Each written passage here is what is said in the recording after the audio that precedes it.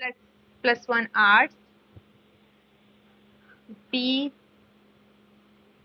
Part, chapter name preamble of the constitution of India. ठीक है, सो preamble ਦੇ ਬਾਰੇ ਵਿੱਚ ਅਸੀਂ ਜਿਹੜਾ ਕਨਸੈਪਟ ਹੈ ਉਹ ਪੜ੍ਹਨਾ ਹੈ। ਅੱਛਾ, ਸਭ ਤੋਂ ਪਹਿਲਾਂ ਤਾਂ ਆਪਾਂ ਨੂੰ ਇਹ ਪਤਾ ਹੋਣਾ ਚਾਹੀਦਾ ਹੈ ਕਿ ਸਾਡਾ ਪ੍ਰੀਐਂਬਲ ਕੀ ਹੈ। ਵਰਡ ਤਾਂ ਬੋਲ ਤਾਂ ਬਹੁਤ ਸੋਹਣਾ ਪ੍ਰੀਐਂਬਲ ਹੈ ਨਾ, ਪ੍ਰਭੂ ਪ੍ਰਸਤਾਵਨਾ।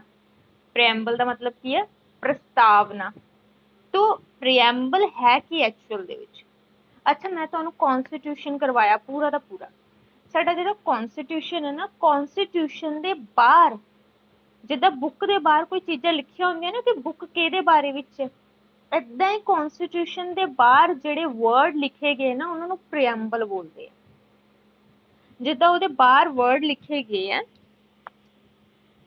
ਕਹਿੰਦੇ ਜਿਹੜਾ ਸਾਡਾ ਪ੍ਰੀਐਂਬਲ ਆ, ਪ੍ਰੀਐਂਬਲ ਦੇ ਬਾਹਰ ਕੁਝ ਇਸ ਤਰ੍ਹਾਂ ਦੇ ਵਰਡ ਲਿਖੇ ਗਏ ਆ ਜਿਹਦੇ ਵਿੱਚ ਜਿੱਤੋਂ ਸਾਨੂੰ ਇਹ ਚੀਜ਼ਾਂ ਪਤਾ ਲੱਗਦੀਆਂ ਨੇ ਕਿ ਪ੍ਰੀਐਂਬਲ ਸਾਡੇ ਕਨਸਟੀਟਿਊਸ਼ਨ ਦੇ ਅੰਦਰ ਕੀ ਹੈ। ਜਿੱਦਾਂ ਉਹਦੇ ਬਾਹਰ ਲਿਖਿਆ ਗਿਆ ਹੈ, we are the people of India have solemnly resolved to constitution India in a sovereign, socialist, secular, democratic republic and to secure to all its citizens justice, liberty, equality, fraternity। ठीक है, ਸੋ ਇਹ ਸਾਰੀਆਂ ਚੀਜ਼ਾਂ ਲਿਖੀਆਂ ਨੇ। ਅੱਛਾ, ਹੁਣ ਇਹਦਾ ਮਤਲਬ ਕੀ ਹੈ? ਮਤਲਬ ਇੰਨੀਆਂ ਚੀਜ਼ਾਂ ਬੋਲਤੀਆਂ, ਮਤਲਬ ਕੀ ਹੈ? ਪ੍ਰਸਤਾਵਨਾ ਦਾ ਮਤਲਬ ਹੈ ਕਿ ਅਸੀਂ ਭਾਰਤ ਦੇ ਲੋਕ ਭਾਰਤ ਨੂੰ, ਯਾਨੀ ਕਿ ਆਪਾਂ ਸਭ ਬੋਲ ਰਹੇ ਹਾਂ, ਅਸੀਂ ਭਾਰਤ ਦੇ ਲੋਕ ਭਾਰਤ ਨੂੰ ਸੋਵਰਨ ਮਤਲਬ ਪ੍ਰਭੂ ਸੱਤਾ ਸੰਪੰਨ, ਧਰਮ ਨਿਰਪੱਖ ਮਤਲਬ ਭਾਰਤ ਕਿਸੇ ਵੀ ਧਰਮ ਨੂੰ ਮੰਨ ਸਕਦਾ ਹੈ, ਲੋਕਤੰਤਰ ਗਣਰਾਜ ਐਲਾਨ ਕਰਦੇ ਹਾਂ ਕਿ ਅੱਜ ਤੋਂ ਭਾਰਤ ਏਦਾਂ ਦਾ ਭਾਰਤ ਹੈ ਤੇ ਭਾਰਤ ਦੇ ਵਿੱਚ ਸਾਰੇ ਲੋਕਾਂ ਨੂੰ ਨਿਆਂ ਦਿੱਤਾ ਜਾਏਗਾ, ਜਸਟਿਸ ਦਿੱਤੀ ਜਾਏਗੀ। ਕਿਹੜੇ ਬੇਸ ਤੇ? ਇਕਨੋਮਿਕ ਬੇਸ ਤੇ, ਸੋਸ਼ਲ ਬੇਸ ਤੇ, ਰਿਲੀਜੀਅਸ ਬੇਸ ਤੇ, ਸਭ ਜਗ੍ਹਾ ਫ੍ਰੀडम, ਨਿਆਂ ਦਿੱਤੀ ਜਾਏਗੀ। ਭਾਰਤ ਦੇ ਲੋਕਾਂ ਨੂੰ ਆਪਣੇ ਵਿਚਾਰ ਪ੍ਰਗਟ ਕਰਨ ਮਤਲਬ right to speech, right to expression, ਠੀਕ ਹੈ, ਇਸ ਤਰ੍ਹਾਂ ਦੀ ਸੁਤੰਤਰਤਾ ਦਿੱਤੀ ਜਾਏਗੀ। ਓਪਰਚੁਨਿਟੀ ਦਿੱਤੀ ਜਾਏਗੀ ਕਿਉਂਕਿ ਉਹਨਾਂ ਨੇ ਜੋ ਕਰਨਾ ਹੈਗਾ ਉਹ ਇਕੁਅਲ ਤਰੀਕੇ ਦੇ ਨਾਲ ਕਰ ਸਕਦੇ ਆ, ਕੋਈ ਡਿਸਕ੍ਰਿਮੀਨੇਸ਼ਨ ਨਹੀਂ ਕੀਤਾ ਜਾਏਗਾ ਕਿਸੇ ਨਾਲ ਕਿਸੇ ਵੀ ਤਰੀਕੇ ਦਾ। ਕਲੀਅਰ? ਸੋ ਕਹਿੰਦੇ ਕਿ main feature of the preamble, main feature of the preamble ਕਰਨ ਤੋਂ ਪਹਿਲਾਂ ਮੈਂ ਤੁਹਾਨੂੰ ਇਹ ਚੀਜ਼ ਕਹੂੰਗੀ ਕਿ ਪ੍ਰੀਐਂਬਲ ਜਿਹੜਾ ਹੈਗਾ ਉਸਨੂੰ ਸੋਲ ਆਫ ਦਾ ਕਨਸਟੀਟਿਊਸ਼ਨ, ਸੰਵਿਧਾਨ ਦੀ ਆਤਮਾ, ਮਿਰਰ ਆਫ ਦਾ ਕਨਸਟੀਟਿਊਸ਼ਨ, ਸੰਵਿਧਾਨ ਦਾ ਸ਼ੀਸ਼ਾ, ਕੀ ਆਫ ਦਾ ਕਨਸਟੀਟਿਊਸ਼ਨ, ਸੰਵਿਧਾਨ ਦੀ ਕੁੰਜੀ, ਇਹ ਸਾਰੀਆਂ ਚੀਜ਼ਾਂ ਦੇ ਨਾਲ ਉਹਨੂੰ ਜਾਣਿਆ ਜਾਂਦਾ ਵਾ। ਠੀਕ ਹੈ, ਟੈਕਸਟ ਆਫ ਦਾ ਪ੍ਰੀਐਂਬਲ। ਚਲੋ, main feature of the preamble, ਕਹਿੰਦੇ ਪ੍ਰੀਐਂਬਲ ਦੇ ਮੇਨ ਫੀਚਰ ਦੱਸੋ। ਸਭ ਤੋਂ ਪਹਿਲਾਂ ਤਾਂ ਅਸੀਂ ਕਹਿਣਾ ਹੈ ਕਿ ਸੋਰਸ ਆਫ ਕਨਸਟੀਟਿਊਸ਼ਨ ਅਥਾਰਟੀ, ਠੀਕ ਹੈ, ਕਿ ਸੰਵਿਧਾਨਕ ਸ਼ਕਤੀਆਂ ਦਾ ਸੋਮਾ। ਸੰਵਿਧਾਨ ਨੂੰ ਜਿੱਥੋਂ ਪਾਵਰ ਮਿਲਦੀ ਹੈ ਨਾ, ਕਨਸਟੀਟਿਊਸ਼ਨ ਨੂੰ ਜਿੱਥੋਂ ਪਾਵਰ ਮਿਲਦੀ ਹੈ ਉਹ ਕੀ ਹੈ? ਉਹ ਪ੍ਰੀਐਂਬਲ ਹੈ। ਠੀਕ ਹੈ, ਜਿੱਥੋਂ ਉਹਨੂੰ ਕੀ ਮਿਲਦੀ ਹੈ? ਪਾਵਰ ਮਿਲਦੀ ਹੈ। ਕਹਿੰਦੇ ਬਿਕੋਜ਼ ਅਸੀਂ ਦੇਖਦੇ ਹਾਂ ਕਿ ਇੱਕ ਲਾਸਟ ਦੇ ਉੱਤੇ ਜਿੱਕੋ ਸ਼ਕਤੀ ਬਚਦੀ ਹੈ ਨਾ, ਪਾਵਰ ਲਾਸਟ ਟਾਈਮ ਜਿੱਕੋ ਬਚਦੀ ਹੈ, ਉਹ ਕੌਣ ਨੇ? ਉਹ ਲੋਕ ਨੇ। ਸਾਰਾ ਸਿਸਟਮ ਲੋਕਾਂ ਦੇ ਬੇਸ ਤੇ ਹੈ। ਠੀਕ ਹੈ, ਲੋਕ ਆਪਣੇ ਜਿਹੜੇ ਲੀਡਰ ਆ ਉਹਨਾਂ ਨੂੰ ਚੁਣਦੇ ਨੇ, ਜਿਹੜੇ ਲੀਡਰ ਚੁਣੇ ਹੋਏ ਹੁੰਦੇ ਨੇ ਉਹ ਸਾਡੇ ਉੱਤੇ ਰੂਲ ਕਰਦੇ ਨੇ। ਸੋ ਕਵਾਂਗੇ ਲਾਸਟ ਤੇ ਜਿਹੜੀ ਸ਼ਕਤੀ ਹੈ ਕਿਹਦੇ ਕੋਲ ਹੈ? ਲੋਕਾਂ ਦੇ ਕੋਲ ਹੈ। ਤੇ ਜਦੋਂ ਅਸੀਂ ਇਹ ਵਰਡ ਬੋਲਦੇ ਆ ਨਾ ਕਿ ਅਸੀਂ ਭਾਰਤ ਦੇ ਲੋਕ, ਹਨਾ, we are the people of India do hereby adopt and enacted given to the ourselves this constitution, ਮਤਲਬ ਅਸੀਂ ਭਾਰਤ ਦੇ ਲੋਕ ਇਸ ਸੰਵਿਧਾਨ ਨੂੰ ਸਵੀਕਾਰ ਵੀ ਕਰਦੇ ਹਾਂ, ਅਧਿਨਿਯਮਤ ਵੀ ਕਰਦੇ ਹਾਂ ਤੇ ਆਤਮ ਅਰਪਿਤ ਵੀ ਕਰਦੇ ਹਾਂ।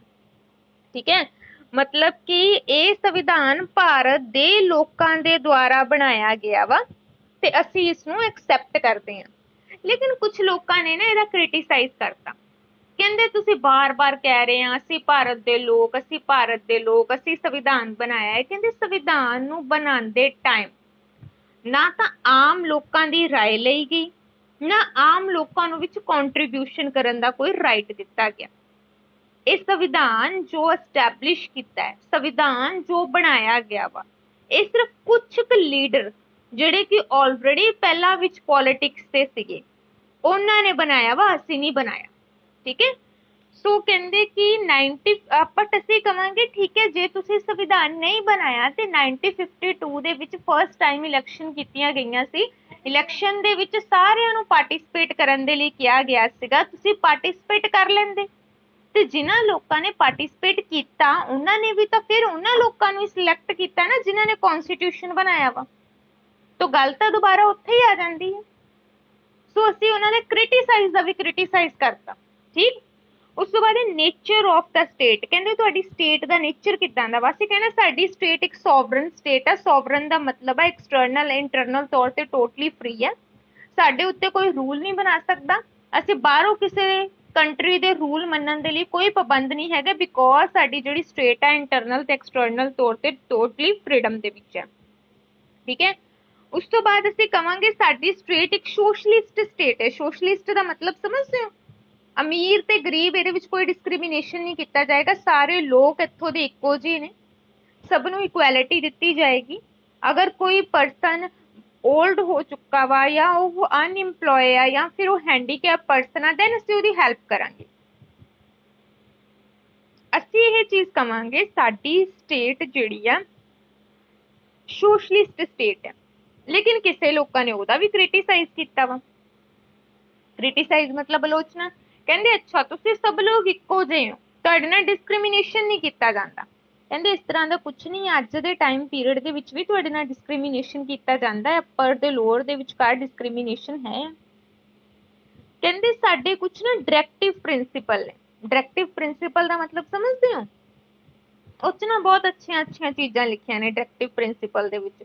ਤੁਸੀਂ ਸਭ ਇਕੁਅਲ ਆ, ਕੋਈ ਡਿਸਕ੍ਰਿਮੀਨੇਸ਼ਨ ਨਹੀਂ ਕਰੂਗਾ, ਕੋਈ ਅੱਪਰ ਨਹੀਂ ਹੈ, ਕੋਈ ਲੋਅਰ ਨਹੀਂ ਹੈ, ਤੁਸੀਂ ਸਭ ਇਕੁਅਲ ਜਿਹੇ ਹੋ, ਹਰ ਤਰ੍ਹਾਂ ਦੇ ਤੁਹਾਨੂੰ ਰਾਈਟ ਦਿੱਤੇ ਗਏ ਆ।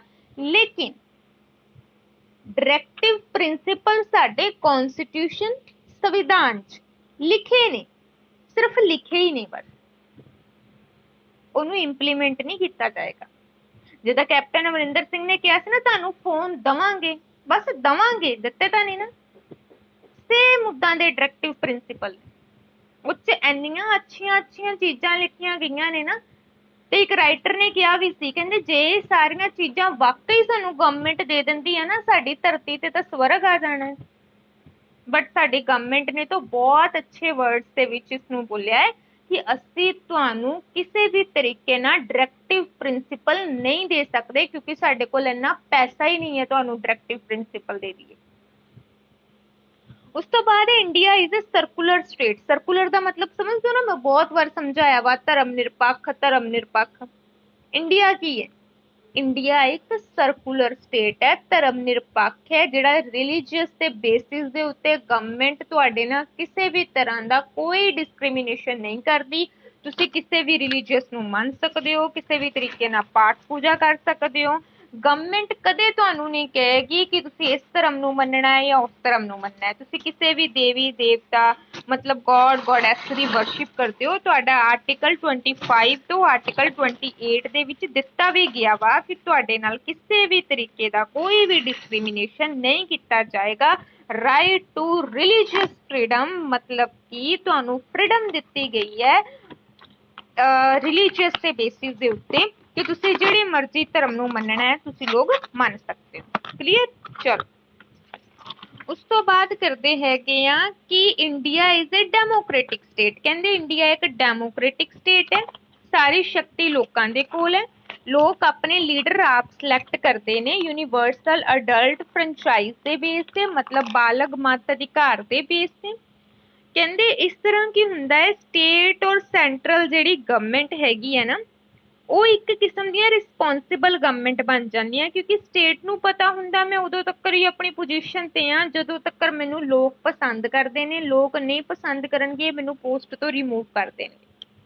ਉਸ ਤੋਂ ਬਾਅਦ ਇੰਡੀਆ ਇਜ਼ ਅ ਰਿਪਬਲਿਕ। ਕਹਿੰਦੇ ਇੰਡੀਆ ਇੱਕ ਗਣਰਾਜ ਆ, ਰਿਪਬਲਿਕ ਹੈ, ਜਿਹਦਾ ਮਤਲਬ ਇਹੀ ਹੈ ਕਿ ਸਾਰੀ ਸ਼ਕਤੀ ਲੋਕਾਂ ਦੇ ਕੋਲ ਹੈ। ਲੋਕ ਪਰਸਨ ਸਿਲੈਕਟ ਕਰਦੇ ਨੇ, ਲੋਕਾਂ ਦੁਆਰਾ ਚੁਣੇ ਗਏ ਪਰਸਨ ਆ ਜਿਹੜੇ ਉਹ ਜਿੱਤ ਜਾਂਦੇ ਨੇ, ਦੈਨ ਉਹ ਫਿਰ ਉਹਨਾਂ ਤੇ ਰੂਲ ਚਲਾਉਂਦੇ ਨੇ। ਉਸ ਤੋਂ ਬਾਅਦ ਆਬਜੈਕਟਿਵ ਆਫ ਕਨਸਟੀਟਿਊਸ਼ਨ ਮਤਲਬ ਸੰਵਿਧਾਨ ਦਾ ਉਦੇਸ਼ ਕੀ ਹੈ। ਕਹਿੰਦੇ ਠੀਕ ਹੈ ਤੁਹਾਨੂੰ ਕਨਸਟੀਟਿਊਸ਼ਨ ਦੇ ਦਿੱਤਾ, ਆਬਜੈਕਟਿਵ ਕੀ ਨੇ ਉਹਦੇ? मतलब ठीक है, ਤੁਹਾਨੂੰ ਕਿਹਾ ਤੁਹਾਡੇ ਕੋਲ ਜੀ ਸੰਵਿਧਾਨ ਹੈ, ਸੰਵਿਧਾਨ ਹੈ, ਸੰਵਿਧਾਨ ਹੈ, ਕਹਿੰਦੇ ਸੰਵਿਧਾਨ ਦਾ ਮਤਲਬ ਕੀ ਹੈ? ਕੀ ਕੁਛ ਦਵੇਗਾ ਤੁਹਾਨੂੰ ਸੰਵਿਧਾਨ? ਅਸੀਂ ਕਵਾਂਗੇ ਜਸਟਿਸ। ਸਭ ਤੋਂ ਪਹਿਲਾਂ ਕੀ ਕਵਾਂਗੇ? ਜਸਟਿਸ। ਕਿ ਸੰਵਿਧਾਨ ਸਾਨੂੰ ਕੀ ਦੇ ਰਿਹਾ ਵਾ? ਜਸਟਿਸ ਦੇ ਰਿਹਾ ਵਾ। ਜਸਟਿਸ ਕਿਹੜੇ ਕਿਹੜੇ ਬੇਸ ਤੇ? Social justice. ਸੋਸ਼ਲ ਜਸਟਿਸ ਦਾ ਮਤਲਬ ਹੈ ਸਮਾਜ ਦੇ ਵਿੱਚ ਸਾਨੂੰ ਜਸਟਿਸ ਦੇ ਰਿਹਾ ਵਾ ਕਿ ਸਾਡੇ ਨਾਲ ਕਿਸੇ ਵੀ ਤਰ੍ਹਾਂ ਦਾ ਕੋਈ ਵੀ ਭੇਦਭਾਵ ਜਿਹੜਾ ਹੈਗਾ ਵਾ ਉਹ ਨਹੀਂ ਕੀਤਾ ਜਾਏਗਾ। ਆਰਟੀਕਲ 14 ਤੋਂ ਆਰਟੀਕਲ 18 ਤੱਕ ਦਿੱਤਾ ਹੋਇਆ ਵਾ। ਇਕਨੋਮਿਕ ਬੇਸ ਤੇ ਜਸਟਿਸ ਦਿੱਤੀ ਗਈ ਹੈ ਕਿ ਅਗਰ ਅਸੀਂ ਇਕੁਅਲ ਕੰਮ ਕਰਦੇ ਹਾਂ ਤੇ ਮੈਨ ਤੇ ਵਮੈਨ ਉਹਨਾਂ ਨੂੰ ਇਕੁਅਲ ਓਪਰਚੁਨਿਟੀ ਦਿੱਤੀਆਂ ਜਾਣਗੀਆਂ। ਇਕੁਅਲ ਕੰਮ ਕਰਦੇ ਹਾਂ ਤੇ ਕੀ ਕੀਤਾ ਜਾਏਗਾ? ਇਕੁਅਲ ਓਪਰਚੁਨਿਟੀ ਦਿੱਤੀਆਂ ਜਾਣਗੀਆਂ। ਹੁਣ ਤੁਸੀਂ ਦੇਖੋ, ਇਕੁਅਲ ਕੰਮ ਦੀਆਂ ਇਕੁਅਲ ਓਪਰਚੁਨਿਟੀ ਦਿੱਤੀਆਂ ਜਾਣਗੀਆਂ, ਫਿਰ ਸਾਰਿਆਂ ਨੂੰ ਬਰਾਬਰ ਕੰਮ ਦਾ ਜਿਹੜਾ ਰਾਈਟ ਹੈਗਾ ਉਹ ਪ੍ਰੋਵਾਈਡ ਕੀਤਾ ਜਾਏਗਾ। ਉਸ ਤੋਂ ਬਾਅਦ ਪੋਲੀਟੀਕਲ ਬੇਸ ਤੇ ਜਸਟਿਸ ਦਿੱਤੀ ਜਾਏਗੀ। ਮਤਲਬ ਤੁਸੀਂ ਲੋਕ ਪੋਲੀਟੀਕਲ ਬੇਸ ਤੇ ਰਾਈਟ ਟੂ ਵੋਟ, ਮਤਲਬ ਤੁਸੀਂ ਵੋਟਾਂ ਪਾ ਸਕਦੇ ਹੋ, ਠੀਕ ਹੈ, ਤੁਹਾਨੂੰ ਵੋਟਾਂ ਦੇ ਵਿੱਚ ਖੜਨ ਦਾ ਅਧਿਕਾਰ ਹੈ, ਰਾਈਟ ਟੂ ਕੰਟੈਸਟ ਇਲੈਕਸ਼ਨ, ਸਭ ਨੂੰ ਬਰਾਬਰ ਟਾਈਪ ਦੇ ਰਾਈਟ ਦਿੱਤੇ ਗਏ ਨੇ। ਸਾਰੀਆਂ ਚੀਜ਼ਾਂ ਕੀ ਨੇ? ਇਹ ਪੋਲੀਟੀਕਲ ਰਾਈਟ ਨੇ। ਲਿਬਰਟੀ ਦਿੱਤੀ ਹੈ। ਲਿਬਰਟੀ ਦਾ ਮਤਲਬ ਆਜ਼ਾਦੀ ਦਿੱਤੀ ਹੈ ਤੁਹਾਨੂੰ। ਕਿਸ ਚੀਜ਼ ਦੀ ਆਜ਼ਾਦੀ ਦਿੱਤੀ ਹੈ? ਕਹਿੰਦੇ ਲਿਬਰਟੀ ਆਫ ਥੋਟ, ਮਤਲਬ ਕਿ ਤੁਹਾਨੂੰ ਸੋਚਣ ਦੀ ਆਜ਼ਾਦੀ ਦੇ ਦਿੱਤੀ ਹੈ। ਤੁਸੀਂ ਕਿਸੇ ਵੀ ਤਰ੍ਹਾਂ ਦੇ ਵਿਚਾਰ ਜਿਹੜੇ ਹੈਗੇ ਆ ਉਹ ਤੁਸੀਂ ਸੋਚ ਸਕਦੇ ਹੋ, ਤੁਹਾਨੂੰ ਇਸ ਚੀਜ਼ ਦੀ ਫ੍ਰੀडम ਦੇ ਚੁੱਕੀ ਆ ਹੁਣ, ਠੀਕ ਹੈ।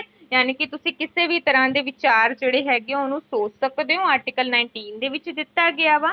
ਉਸ ਤੋਂ ਬਾਅਦ ਫ੍ਰੀडम ਆਫ ਐਕਸਪ੍ਰੈਸ਼ਨ, ਮਤਲਬ ਵਿਚਾਰ ਪ੍ਰਗਟ ਕਰਨ ਦੀ ਸੁਤੰਤਰਤਾ। ਮੰਨ ਲਓ ਤੁਹਾਡੇ ਕੋਈ ਵਿਚਾਰ ਨੇ, ਠੀਕ ਹੈ, ਤੁਸੀਂ ਉਹਨੂੰ ਕਿੱਚ ਦੇ ਸਕਦੇ ਹੋ? ਨਿਊਜ਼ਪੇਪਰ 'ਚ ਦੇ ਦਿਓ, ਮੈਗਜ਼ੀਨਸ ਦੇ ਵਿੱਚ ਦੇ ਦਿਓ, ਕਿਸੇ ਅਖਬਾਰ ਰਸਾਲੇ ਕਿਸੇ 'ਚ ਵੀ ਦੇ ਦਿਓ। ਕਹਿੰਦੇ freedom of believe and faith, ਕਹਿੰਦੇ ਵਿਸ਼ਵਾਸ ਦੀ ਸੁਤੰਤਰਤਾ। ਵਿਸ਼ਵਾਸ ਦੀ ਸੁਤੰਤਰਤਾ ਦਿੱਤੀ ਗਈ ਹੈ ਕਿ ਵਿਅਕਤੀ ਨੂੰ ਦਬਾ ਨਹੀਂ ਪਾਇਆ ਜਾਏਗਾ ਕਿ ਤੁਸੀਂ ਇਸ ਪੋਲੀਟੀਕਲ ਲੀਡਰ ਵਿੱਚ ਵਿਸ਼ਵਾਸ ਰੱਖੋ, ਇਹਦੇ ਵਿੱਚ ਰੱਖੋ। ਉਹਨੂੰ ਫ੍ਰੀडम ਹੈ ਵੀ ਉਹਨੇ ਜਿੱਚ ਰੱਖਣਾ ਉਹ ਰੱਖ ਸਕਦਾ ਵਾ। ਫ੍ਰੀडम ਆਫ ਵਰਸ਼ਿਪ, ਮਤਲਬ ਕਿ ਪੂਜਾ ਪਾਠ ਕਰਨ ਦੀ ਸੁਤੰਤਰਤਾ ਦਿੱਤੀ ਗਈ ਹੈ। ਹਿਊਮਨ ਬੀਇੰਗ ਜਿਹਦੇ ਵਿੱਚ ਚਾਹੇ ਪੂਜਾ ਪਾਠ ਕਰ ਸਕਦਾ ਵਾ ਆਪਣੀ ਇੱਛਾ ਦੇ ਅਕੋਰਡਿੰਗ, ਉੱਤੇ ਕਿਸੇ ਤਰ੍ਹਾਂ ਦੀ ਕੋਈ ਬੈਨ, ਕੋਈ ਬੰਦਿਸ਼ ਇਸ ਤਰ੍ਹਾਂ ਦਾ ਕੁਝ ਨਹੀਂ ਹੈ। ਇਕੁਐਲਿਟੀ, ਕਹਿੰਦੇ ਕਿ ਤੁਹਾਨੂੰ ਇਕੁਐਲਿਟੀ ਵੀ ਦਿੱਤੀ ਹੈ। ਇਕੁਐਲਿਟੀ ਦਾ ਮਤਲਬ ਕੀ ਹੋਊਗਾ? ਸਮਾਨਤਾ ਦਿੱਤੀ ਹੈ। ਹਰ ਵਿਅਕਤੀ ਨੂੰ ਬਰਾਬਰ ਦੇ ਅਧਿਕਾਰ ਦਿੱਤੇ ਜਾਂਦੇ ਆ। ਜਾਤ, ਧਰਮ, ਨਸਲ ਦੇ ਆਧਾਰ ਤੇ ਕਿਸੇ ਨਾਲ ਕੋਈ ਭੇਦਭਾਵ ਨਹੀਂ ਕੀਤਾ ਜਾਂਦਾ। ਇਕੁਐਲਿਟੀ ਆਫ ਓਪਰਚੁਨਿਟੀ, ਮਤਲਬ ਅਵਸਰ ਦੀ ਸਮਾਨਤਾ ਵੀ ਦਿੱਤੀ ਗਈ ਹੈ। ਜਾਤ, ਧਰਮ, ਨਸਲ ਦੇ ਆਧਾਰ ਤੇ ਕਿਸੇ ਨਾਲ ਕੋਈ ਭੇਦਭਾਵ ਨਹੀਂ ਕੀਤਾ ਜਾਏਗਾ। ਟੂ ਪ੍ਰਮੋਟ ਫ੍ਰੈਟਰਨਿਟੀ, ਮਤਲਬ ਭਰਾਤਰੀ ਭਾਵ ਦਾ ਵਿਕਾਸ। ਦੇਖੋ 1947 ਦੇ ਵਿੱਚ ਸਾਡਾ ਦੇਸ਼ ਦੋ ਹਿੱਸਿਆਂ ਵਿੱਚ ਵੰਡ ਗਿਆ ਸੀ, ਭਾਰਤ ਪਾਕਿਸਤਾਨ। ਸਾਡੀਆਂ ਫੀਲਿੰਗ ਅਲੱਗ ਹੋ ਗਈਆਂ। ਅੱਜ ਪਾਕਿਸਤਾਨ ਦੇ ਉੱਤੇ ਕੋਈ ਅਟੈਕ ਕਰ ਰਿਹਾ ਸਾਨੂੰ ਫਰਕ ਨਹੀਂ ਪੈਣਾ, ਹਾਂ ਭਾਰਤ ਦੇ ਉੱਤੇ ਕੋਈ ਅਟੈਕ ਕਰ ਰਿਹਾ ਸਾਨੂੰ ਬਹੁਤ ਫਰਕ ਪੈਣਾ। ਸੋ ਇਹ ਕੀ ਹੈਗਾ ਵਾ? ਇੱਕ ਕਿਸਮ ਦਾ ਕਿ ਸਾਡੀਆਂ ਨਾ ਫੀਲਿੰਗ ਜੁੜੀਆਂ ਹੁੰਦੀਆਂ ਨੇ ਕਿਸੇ ਨਾ ਕਿਸੇ ਦੇ ਪ੍ਰਤੀ, ਠੀਕ ਹੈ। ਸੋ ਸਾਡੀਆਂ ਜਦੋਂ ਫੀਲਿੰਗ ਜੁੜ ਜਾਂਦੀਆਂ ਹੈਗੀਆਂ ਕਿਸੇ ਨਾ ਕਿਸੇ ਪ੍ਰਤੀ, ਦਾ ਮਤਲਬ ਹੈ ਕਿ ਅਸੀਂ ਨਾ ਕਿਸੇ ਤਰੀਕੇ ਨਾਲ ਕਿਸੇ ਇੱਕ ਚੀਜ਼ ਦੇ ਨਾਲ ਜੁੜ ਜਾਂਦੇ ਹਾਂ। ਅਸੀਂ ਉਹਦੇ ਨਾਲ ਇੱਕ ਫ੍ਰੈਟਰਨਿਟੀ ਰੱਖ ਲੈਂਦੇ ਹਾਂ, ਮਤਲਬ ਉਹਦੇ ਨਾਲ ਭਰਾਤਰੀ ਭਾਵ ਦੀ ਭਾਵਨਾ ਰੱਖ ਲੈਂਦੇ ਹਾਂ ਕਿ ਹਾਂ ਇਹ ਸਾਡਾ ਭਰਾ ਵਾ। ਭਾਰਤ ਦੇ ਲੋਕਾਂ ਨੂੰ ਅਸੀਂ ਕਹਿ ਸਕਦੇ ਹਾਂ ਕਿ ਆਪਣੇ ਵਿੱਚ ਫ੍ਰੈਟਰਨਿਟੀ ਆ, ਬ੍ਰਦਰਹੁੱਡ ਦੀ ਫੀਲਿੰਗ ਹੈ, ਲੇਕਿਨ ਅਸੀਂ ਕਿਸੇ ਦੂਸਰੇ ਕੰਟਰੀ ਦੇ ਪਰਸਨ ਨੂੰ ਇਹ ਕੁਝ ਨਹੀਂ ਕਹਿ ਸਕਦੇ। ਉਸ ਤੋਂ ਬਾਅਦ ਤੁਹਾਡਾ ਆ ਜਾਂਦਾ ਹੈ assuring the dignity of the individual, ਵਿਅਕਤੀ ਦੇ ਗੌਰਵ ਨੂੰ ਕਾਇਮ ਰੱਖਣ ਵਿੱਚ ਵਿਸ਼ਵਾਸ, ਠੀਕ ਹੈ।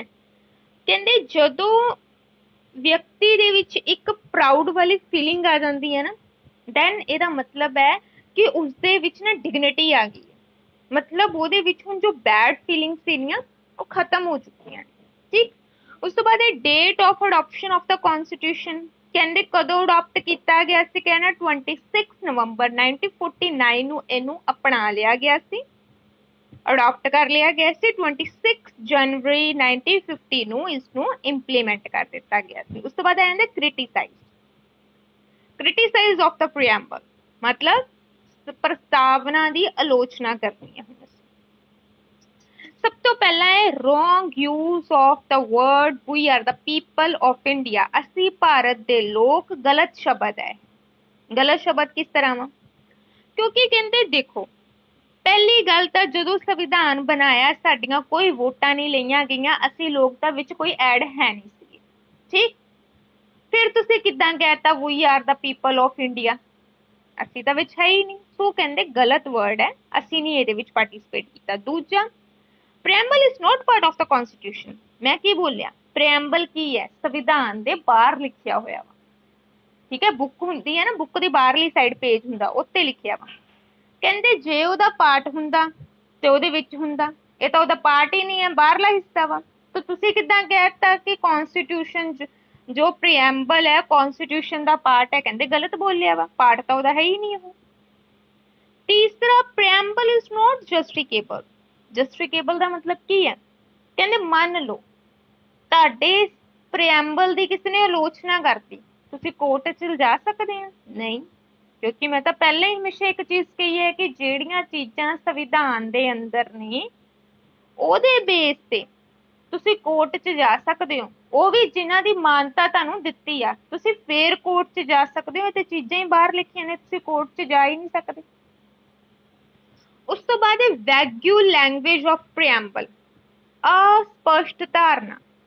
ਕਹਿੰਦੇ ਇਹਦੀ ਲੈਂਗੁਏਜ ਹੀ ਪਹਿਲੀ ਗੱਲ ਤਾਂ ਕਲੀਅਰ ਨਹੀਂ ਹੈ।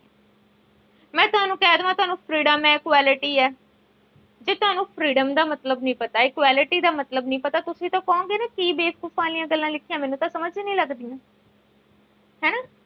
ਤਾਂ ਕਹਿੰਦੇ ਸਭ ਤੋਂ ਪਹਿਲਾਂ ਤਾਂ ਲੈਂਗੁਏਜ ਤਾਂ ਜਿਹੜੀ ਲਿਖੀ ਗਈ ਹੈ ਸਾਨੂੰ ਉਹੀ ਨਹੀਂ ਕਲੀਅਰ, ਇੱਕ ਇੱਕ ਵਰਡ ਲਿਖ ਦਿੱਤਾ ਗਿਆ ਵਾ, ਉਹਨੂੰ ਐਕਸਪਲੇਨ ਤਾਂ ਕਰੋ ਕਿ ਇਹਦਾ ਮਤਲਬ ਕੀ ਹੈ। ਐਕਸਪਲੇਨ ਤਾਂ ਕੀਤਾ ਨਹੀਂ ਗਿਆ। ਜਦੋਂ ਮੈਂ ਤੁਹਾਨੂੰ ਕਿਹਾ we are the people of India have solemnly resolved, ਹੈ ਨਾ, ਇਸ ਤਰ੍ਹਾਂ ਤੋਂ ਤੁਹਾਨੂੰ ਮੈਂ ਚੀਜ਼ਾਂ ਬੋਲੀਆਂ। ਉਸ ਤੋਂ ਬਾਅਦ ਮੈਂ ਤੁਹਾਨੂੰ ਬੋਲਿਆ ਕਿ ਇਹਦੇ ਵਿੱਚ ਜਸਟਿਸ ਹੈ, ਲਿਬਰਟੀ ਹੈ, ਇਕੁਐਲਿਟੀ ਹੈ। ਗੱਲ ਤਾਂ ਉੱਥੇ ਬਣਦੀ ਹੈ ਜੇ ਮੈਂ ਤੁਹਾਨੂੰ ਕਹਾਂ ਜਸਟਿਸ ਦੇ ਵਿੱਚ ਆਹ ਚੀਜ਼ਾਂ ਨੇ, ਇਕੁਐਲਿਟੀ 'ਚ ਆਹ ਚੀਜ਼, ਮੈਂ ਤਾਂ ਇੱਦਾਂ ਦਾ ਕੁਝ ਬੋਲਿਆ ਹੀ ਨਹੀਂ, ਕਿਉਂਕਿ ਨਾ ਪ੍ਰੀਐਮਬਲ 'ਚ ਇੱਦਾਂ ਦਾ ਕੁਝ ਲਿਖਿਆ ਵਾ। ਉਹਦੇ ਵਿੱਚ ਤਾਂ ਬਸ ਇੰਨਾ ਹੀ ਲਿਖਿਆ ਕਿ ਤੁਹਾਨੂੰ ਜਸਟਿਸ ਹੈ, ਲਿਬਰਟੀ ਹੈ, ਇਕੁਐਲਿਟੀ ਹੈ, ਫ੍ਰੈਟਰਨਿਟੀ ਹੈ। ਤਾਂ ਇਹਦਾ ਮਤਲਬ ਹੈ ਲੈਂਗੁਏਜ ਹੀ ਪਹਿਲੀ ਗੱਲ ਤਾਂ ਕਲੀਅਰ ਨਹੀਂ ਹੈ। ਉਸ ਤੋਂ ਬਾਅਦ India is not A socialist state. ਮੈਨੇ ਤੁਹਾਨੂੰ ਬੋਲਿਆ ਸੀ ਨਾ ਕਿ ਸੋਸ਼ਲਿਸਟ ਦਾ ਮਤਲਬ ਤੁਸੀਂ ਸਾਰੇ ਇਕੁਅਲ ਹੋ, ਇਕੁਅਲ ਟਰੀਟ ਕੀਤਾ ਜਾਏਗਾ। ਕਹਿੰਦੇ ਪਹਿਲੀ ਗੱਲ ਤਾਂ ਇੰਡੀਆ ਦੇ ਇੱਕ ਸੋਸ਼ਲਿਸਟ ਸਟੇਟ ਹੈ ਹੀ, ਇਹਦੇ ਵਿੱਚ ਅੱਜ ਵੀ ਲੋਕ ਅੱਪਰ ਨੇ, ਕੁਝ ਲੋਕ ਅੱਜ ਵੀ ਲੋਅਰ ਨੇ, ਇਕੁਐਲਿਟੀ ਇੰਡੀਆ ਦੇ ਵਿੱਚ ਨਹੀਂ ਹੈ, ਠੀਕ ਹੈ। ਦਿਨ ਪ੍ਰਤੀ ਦਿਨ ਇਸ ਤਰ੍ਹਾਂ ਦੀਆਂ ਚੀਜ਼ਾਂ ਜਿਹੜੀਆਂ ਨੇ ਡੇ ਬਾਏ ਡੇ ਵੱਧ ਰਹੀਆਂ ਨੇ, ਇਕੁਐਲਿਟੀ ਨਾਮ ਦੀ ਕੋਈ ਚੀਜ਼ ਨਹੀਂ ਹੈਗੀ ਇੰਡੀਆ ਦੇ ਵਿੱਚ, ਠੀਕ ਹੈ। ਕਲੀਅਰ? ਇਸ ਦੇ ਨਾਲ ਹੀ ਚੈਪਟਰ ਦਾ ਜਿਹੜਾ ਪੋਰਸ਼ਨ ਹੈਗਾ ਤੁਹਾਡਾ ਇੱਥੇ ਹੀ ਕਲੀਅਰ ਹੁੰਦਾ ਹੈ।